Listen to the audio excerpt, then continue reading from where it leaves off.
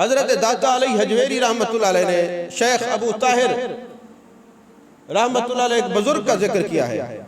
وہ فرماتے ہیں ایک دن نا آپ اپنے مریدین کے ساتھ سواری پہ سوار ہو کے آ رہے تھے گدھے کے اوپر. اس وقت سواری یہی حالت تھی، گدھے پہ بیٹھنا بھی سنت ہے. محبوب علیہ السلام نے یہ سواری فرمائی ہے. اور آپ اس مسئلے کو جانتے ہیں کہ محبوب علیہ السلام گدھے پر سوار تھے، گدھے کا پسینہ لگا میرے محبوب علیہ السلام کے کپڑوں پر، تو اللہ تبارک و تعالیٰ نے گدھے کے پسینے کو حلال قرار دے دیا ہے کہ اگر گدھے کا پسینہ لگ جائے تو نماز ہو جائے گی. سمجھ میں آ رہی بات؟ تو میرے آقا علیہ السلام کے غلام حضرت شیخ ابو طاہر آپ آ رہے ہیں گدھے کے اوپر سوار ہو کے. جب آئے نا تو ساتھ گزرے تو محلے والوں نے کہا یہ دیکھو پیر زندیق آ رہا ہے، یہ جھوٹا پیر آ رہا ہے، یہ فلانا آ رہا ہے. باتیں آوازیں کسی.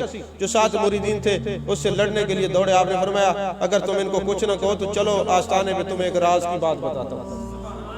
جب آستانے پہ گئے فرمایا فلاں جو ہمارا تھیلا ہے وہ لے آؤ.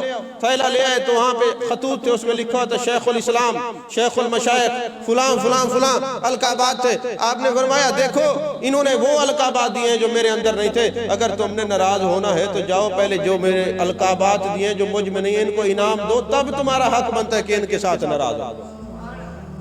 تو یہ تو ہماری طبیعتوں کی آزمائش ہے. یہ چیک کیا جا رہا تھا کہ یہ تصوف کے قابل ہے کہ نہیں ہے. لوگوں کی آوازوں میں یہ جانچا جا رہا تھا ہر فعل کا فاعل حقیقی کون ہے؟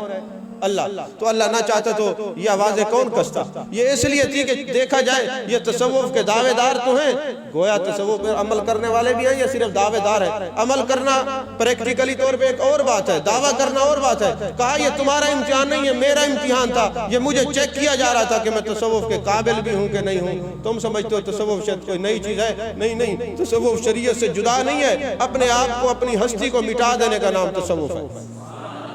مٹا دے اپنی ہستی کو اگر کچھ مرتبہ چاہے کہ دانہ خاک میں مل کر گلے گلزار ہوتا ہے. اقبال کا شعر ہے نا، آپ مٹی کے اندر گندم کا ایک دانہ ڈالیں، جب مٹی کے اندر وہ چلا جاتا ہے اوپر مٹی آ جاتی ہے، مٹی ہو جاتا ہے.